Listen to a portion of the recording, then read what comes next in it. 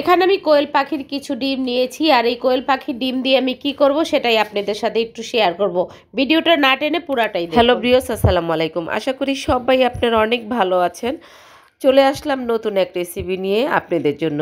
আশা করি রেসিপিটা আপনাদের কাজে লাগবে। যদি ভালো লাগে তাহলে রেসিপিটা একবার বাসায় ট্রাই করবেন আর আমাকে একটা লাইক দিয়ে দিবেন।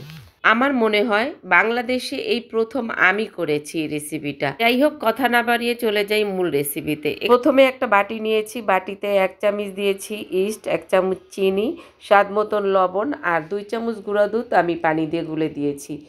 এবার আমি 2 কাপ দিব ময়দা। এবার সব উপকরণগুলো হাত দিয়ে মেখে ভালোভাবে সফট একটা ডো তৈরি করে নেব। ইস্টটা দিয়ে রেখে দেব না, আমি সাথে সাথে ময়দা দিয়ে মেখে নেব। তারপর আমি আধা ঘন্টার জন্য রেস্টে রেখে দেব। রেসিপিটি ভালো লাগলে বাসায় অবশ্যই একবার ট্রাই করবেন। পুর তৈরি করার জন্য আমি 3 রকমের ক্যাপসিকাম নিয়েছি, 10টা কোয়েল পাখির ডিম আমি সিদ্ধ করে নিয়েছি, মাঝখান থেকে একটু চিড়ে দিয়েছি, আর অর্ধেকটা নিয়েছি পাকা টমেটো।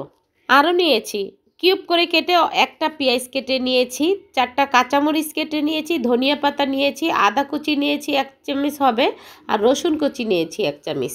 আমি পুরটা তৈরি করব বাটার দিয়ে। বাটার দিয়ে দিলাম ফ্রাই প্যানে, দিয়ে দিলাম আদা কুচি আর রসুন কুচি। কয়েক সেকেন্ডের মতো ভেজে নেব। আমি রসুনের পাউডার, আদার পাউডার, পেঁয়াজের পাউডার 1/2 চামচ করে দিয়ে দিচ্ছি। মশলাটা একটু মিলিয়ে নিচ্ছি। 1 চামচির মতো দিব আমি এখানে হলুদ। লবণটা এখানে বুঝে শুনে দিতে হবে, কেননা আমি এখানে সয়া সস অ্যাড করব। এখানে এখন আমি 3 রকমের ক্যাপসিকাম আর টমেটোটা দিয়ে দিচ্ছি। একটু সফট হয়ে যাওয়ার পরে ডিমটাও দিয়ে দেব। কালো গোলমরিচের গুঁড়ো দিয়ে দিলাম 1 চামচ।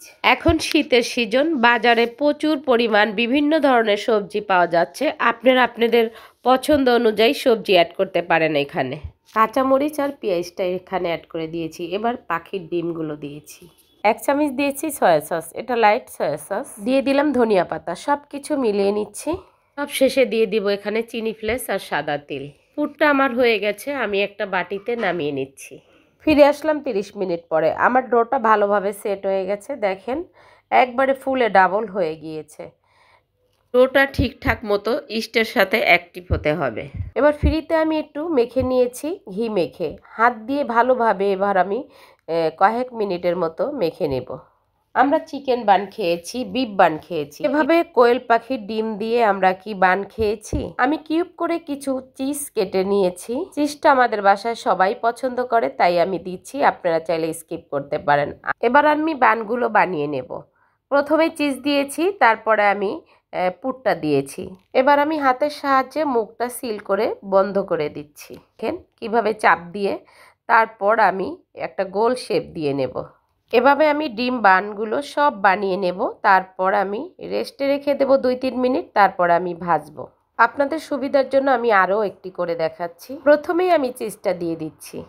এবার পুর আমি কিভাবে দেই দেখেন। পুরটা দিয়ে আমি কিভাবে মুখটা বন্ধ করে দিচ্ছি, গোল শেপ দিয়ে নিচ্ছি। এটা দেখেই বুঝে নিতে হবে, বলে দেওয়ার কিছু নাই, দেখতে থাকেন। সব ডিম বানগুলো আমি এভাবে বানিয়ে নেব। 2-3 মিনিট রাখার পরে রেস্টে দেখেন ফুলে গেছে। এবার আমি ভেজে নেব। চুলায় একটা কড়াই বসিয়ে যথেষ্ট পরিমাণ সয়াবিন তেল দিয়েছি, এটা ডুবো তেলেই ভাজতে হবে। তারপর তেলটা গরম হয়ে যাওয়ার পরে আমি এখানে ডিম বান দিয়ে দিয়েছি। চুলার আগুনটা থাকবে একবারে কমানো। এটা আস্তে আস্তে ভাজতে হবে একটু সময় নিয়ে, তা না হলে উপর থেকে কালার এসে যাবে, ভিতরে কাঁচা থেকে যাবে। একটা ডিম বান ভাজতে আমার 2 থেকে 3 মিনিট লেগেছে। যারা আমার চ্যানেলটি এখনও সাবস্ক্রাইব করেন নাই, প্লিজ আমার চ্যানেলটি সাবস্ক্রাইব করে ফেসবুক পেজটি ফলো করে লাইক কমেন্ট শেয়ার করে আমার পাশেই থাকুন। এভাবে আমি ডিম বানগুলো সব ভেজে নিয়েছি। একটা ডিম বানগুলো কত বড় হয়ে গিয়েছে, ফুলে দেখেন ডাবল হয়ে গিয়েছে। ভিতরে দেখেন কত ফ্লাবি হয়েছে, আমি ভেঙেছি। আর একটা বান একজনে খেলেই পেট ভরে যাবে। আমি হলপ করে বলতে পারি বিকেলের নাস্তাটাই যথেষ্ট, রাতে আর খাবারের কোনো প্রয়োজন হবে না। আমি একটু মধু নিয়েছি, মধু দিয়ে আমি খাবো। আমার কাছে মধু দিয়ে যে কোনো জিনিসই খেতে ভালো লাগে। এই ডিম বান খেতে কোনো সস লাগে না, এমনিতেই অনেক মজা। আমার মেয়ে কত মজা করে খাচ্ছে দেখেন।